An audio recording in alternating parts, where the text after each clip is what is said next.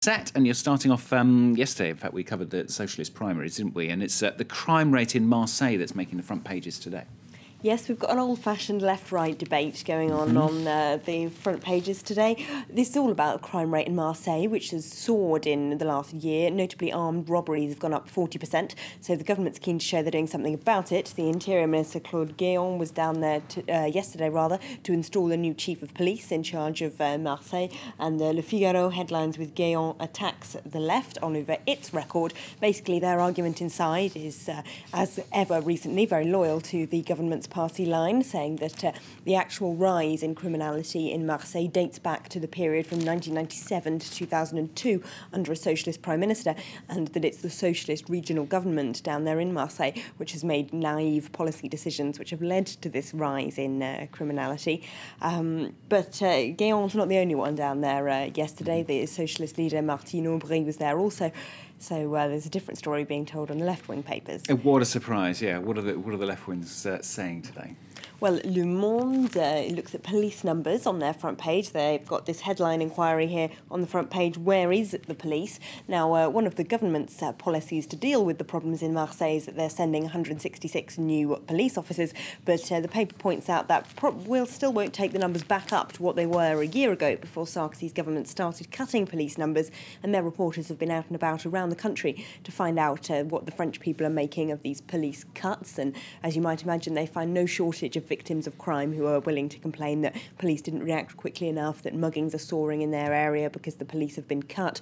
And the main thrust of the paper's argument really is that there's not enough neighbourhood police left anymore in France. The ones that they are covering too big an area, and they just don't know local people anymore. And they say it's vital that, especially in terms of youth crime and so on, police need to know that the young person they're arresting for a petty crime is a first-time offender, or if they're known, or what their family situation is at home, or whether or not they're in school, all of these things, in order to respond appropriately and proportionately. And if they don't have that knowledge, then they can't do a proper service. And you've had some analysis, haven't you, in Libération? Yeah, Libération has a look at why exactly Marseille has seen such a rise in crime as opposed to other cities across France. They've got a letter in there by the socialist local mayor in Marseille saying the economic crisis has hit the city much harder than other places. Unemployment is 40% higher than the French average, and half the city's population, it earns so little, they're not eligible for income tax. They come in under the bracket, so the city lacks funds. He blames the lack of policemen as well in the paper and says the city needs an injection of federal funds from Paris. It needs job creation projects and educational investment to help get low-skilled people back into work.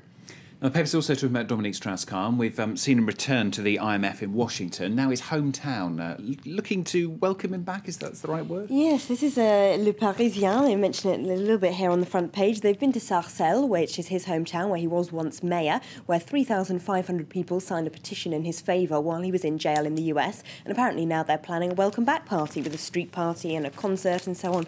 You might think this is a little unsavoury, given the gravity of the crime of which he has not actually been cleared, but in the Le Parisien they're quite ready to look forward to his future political career, saying that people in Sarcelles at least are ready to elect him again, although his legal troubles have got there as well. The father of a local woman who had a apparently supposedly violent affair with Strauss-Kahn says that he's accused the mayor's office of attempting to bribe him to silence him.